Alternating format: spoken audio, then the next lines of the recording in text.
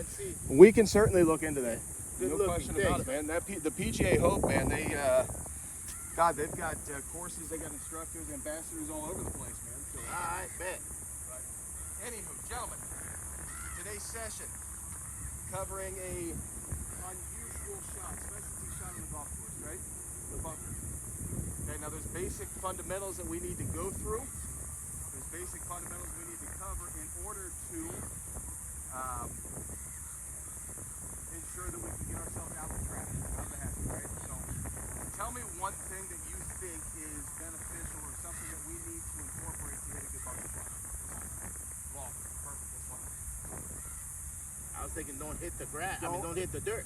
Okay, so contact point, good. Speed, beautiful.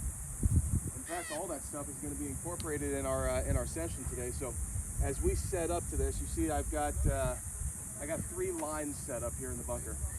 And this is a good training aid, a good way to see where your contact point's going to be when you're in the bunker. One of the first things we need to ensure in order to make good contact is how we set up. Okay, so where's our weight position? If my weight's up front versus my weight back, where do you think the club is going to enter the sand? Say I have my weight on the back foot. Where do you think the club's going to enter? Behind the ball or in front? Behind, correct? So if I'm not set up correctly, and this is a good way to seek where that club's going to enter. If I have weight on my right foot, the club's going to hit on the right side of the line. If I have full weight on my left side, now the club's going to hit on the left side of the line. Okay, so if you guys go to the golf course and you want to practice,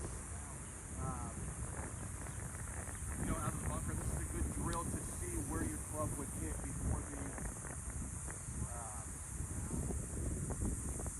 ball set up. In the case that we want to get a ball set up, we need to, make sure the club is hitting behind loft and speed, right? So loft and speed, we're going to combo this two real quick. If you look at the body of the club, go ahead and set the club up real quick. Okay? So we've got the leading edge. If we leave a shaft in front of the club head, okay? Leading edge, you can see the bottom of that, right? If you lean the shaft behind the club head, now you see how the club is going to sit on the bounce. Okay? So in order for us to make good contact, okay, we need to use the proper pace setup.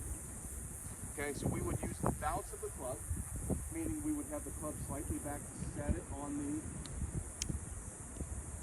the bounce rather than the leading edge. Okay? But ultimately we're trying to avoid the leading edge digging into this soft surface, right?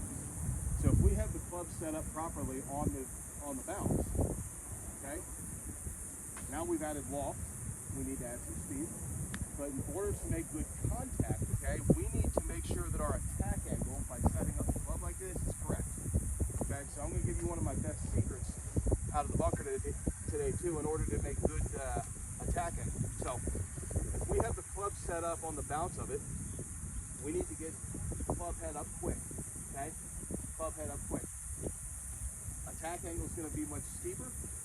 There's going to be a hell of a lot more loft, and if we have a hell of a lot more loft, we need to add speed in order to make it go a certain distance. So one of the things that I like to incorporate with weight positioning up front is a cock of the right wrist. Okay, so we need to get that right wrist cocked. Now watch what happens. If I cock this right wrist, watch the club head. See how it kind of goes out this way? If I don't, see how the club path is more inside, okay? So if we're talking good contact, okay, if I'm getting the club too far inside in the bunker, the low point's going to be behind. If I get it outside, see how it drops right in the line, okay? So we need to make sure that our weight's positioned correctly. While we have the club set up on the bounce, we're going to get that attack angle correct by cocking the right wrist. And we'll end up producing speed because we're going to become a hell of a lot more confident with the shot. And we're going to add, the proper loft to get it out. So some of the best fundamentals to hitting a good bunker shot is in the setup and understanding how you need to swing the club. Okay, a lot of people can't get out of the bunker because they don't set up correctly and they take the club on a wrong path. Okay, now there's professionals in the world now that take the club inside and go over the top. That's a different story. I'm not going to get into it, but I want us to get in here today, hit a couple practice swings on the line, make sure that we're going to ensure good contact where the club's going to enter the sand. We're going to add some loft and understand how we can get the ball out of the into the basics of what we're going to cover. Okay, so we're going to war in a bunker, dude. We're going to get the hell out of it today. We're going to get in there. We're going to add some loft. We're going to get our weight up front. And the three of you can get in here right now.